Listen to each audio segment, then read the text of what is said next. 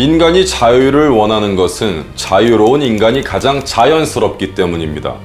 어떤 인종이든 간에 인간은 이 자연이 되기 위해서 끝없이 싸워왔습니다.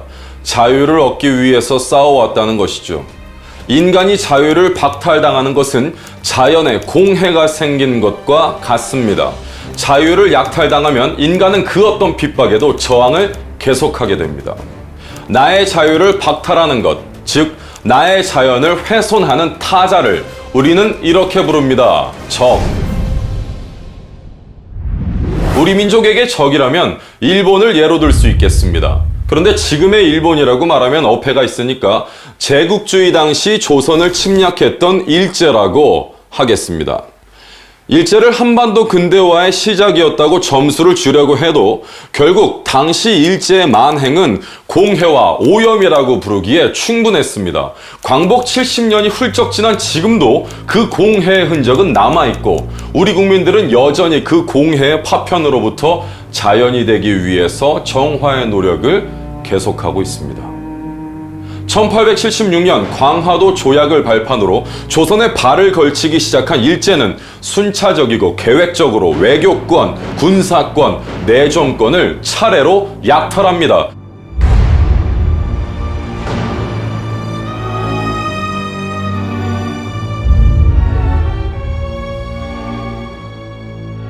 이때 마치 공해와 맞서 싸우는 정화 시스템처럼 공해를 일으키는 일제에 강경하게 맞섰던 사람들이 있었으니 우리는 그들을 독립운동가라고 부릅니다. 수많은 독립운동가들이 투옥되었던 경성 감옥 이야기로 우리 민족이 어찌나 멋지게 공해를 그냥 두지 않고 정화하기 위해서 힘을 쏟았었는지 살펴보겠습니다. 1908년 10월 21일 일제는 공해를 일으키기 위해서 서울에 경성 감옥을 짓습니다. 일제의 공해를 막으려는 조선인을 가두기 위한 목적이었습니다. 그렇게 하면 공해가 성공적으로 이루어질 줄 알았는데 1923년 5월 5일 경성 감옥은 서대문 형무소로 이름을 바꾸면서 개소 당시에 30배 크기로 감옥을 확장했습니다. 개소 당시 500명에 지나지 않았던 독립운동 수감자들은 15년 동안 3,000명으로 늘어났습니다. 몇몇 죽이고 그러면 공해 작전이 순탄할 줄 알았는데 줄어들기는커녕 공해를 정화하려는 조선인들의 수가 6배나 늘어난 겁니다. 이번에는 기독교의 적에 대해서 살펴보겠습니다. 기독교의 적은 일반적으로 이슬람 교도라고 해도 무리가 아닐 겁니다. 뉴스에 보도되는 이슬람 세력의 기독교 탄압은 현대에 국한된 이야기가 절대로 아닙니다. 성경에 창세기로 거슬러 올라가 보면 거기에도 기독교와 이슬람의 싸움이 기록되어 있습니다. 그러니까 아주 오래된 적인 셈입니다. 창세기 16장을 살펴보겠습니다. 방주 이야기로 유명한 노아에게는 아브라함이라는 손주가 있었습니다. 그 아브라함에게는요, 사라라는 아내가 있었는데 이 사라가 아들을 낳지 못했습니다. 그래서 여종인 하갈에게서 아들을 낳게 되는데요. 이 여종의 아들 이름이 바로 이스마엘입니다. 그런데 나중에 본처인 사라에게서도 아들을 낳게 됩니다. 이름은 이삭. 분위기 이거 이상해졌겠죠? 이삭의 진영은 이스라엘이 되고 이스마엘의 진영은 이라크가 되는 것이죠. 요즘 뉴스를 보면 IS다 뭐다 해서 이슬람의 기독교 탄압이 어찌나 무시무시한지 아마 다들 잘 아실 겁니다. 미국, 프랑스뿐만 아니라 이슬람 지역 본토에서도 아주 빈번하게 기독교인들을 대상으로 하는 테러가 일어나고 있습니다. 그런데 그런 공해에도 여전히 기독교인들의 예배는 목숨을 걸고 지켜지고 있다는 겁니다. 이처럼 자신의 자연에 공해와 오염이 일어나면 사람들은 그것을 그냥 두지 않고 목숨을 걸고 싸웁니다.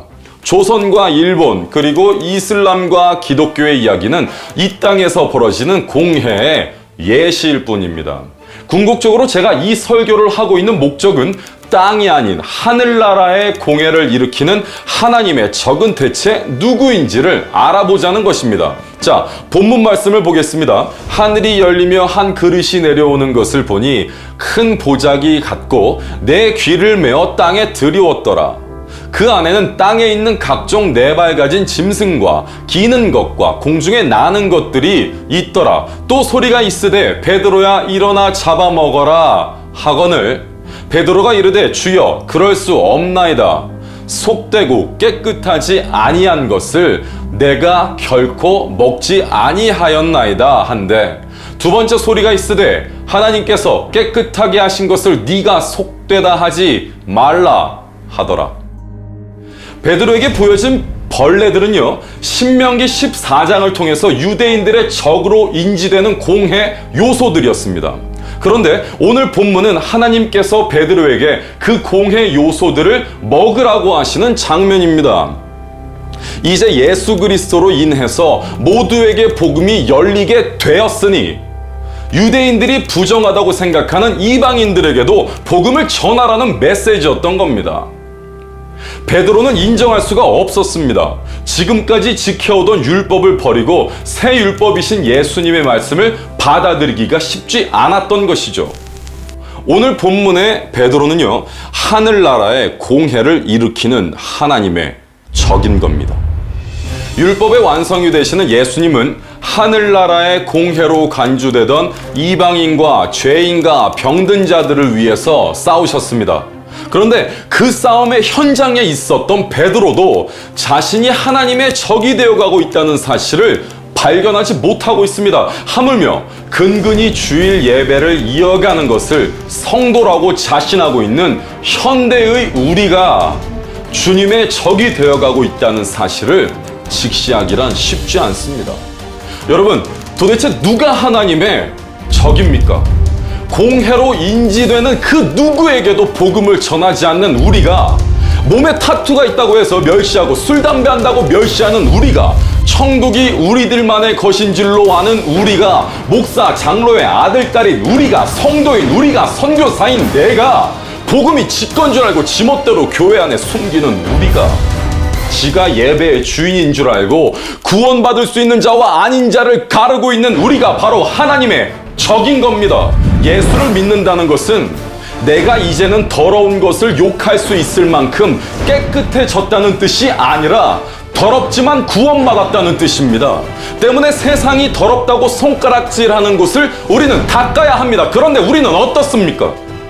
더러운 곳에 나가서 복음을 전하랬더니 복음을 무기로 더러운 곳을 욕하고 있는 겁니다. 오늘 본문의 베드로처럼 말입니다. 우리가 바로 하나님의 적입니다. 베드로는 후에 돌이키고 적들에게 복음을 전하기로 결단됩니다. 때문에 복음은 지구 반대편에 한반도에도 상륙할 수 있었던 겁니다. 성도 여러분, 이제는 복음을 전하는 것으로 하나님 나라의 적이 아닌 벗이 되기를 축복하며 줄이겠습니다.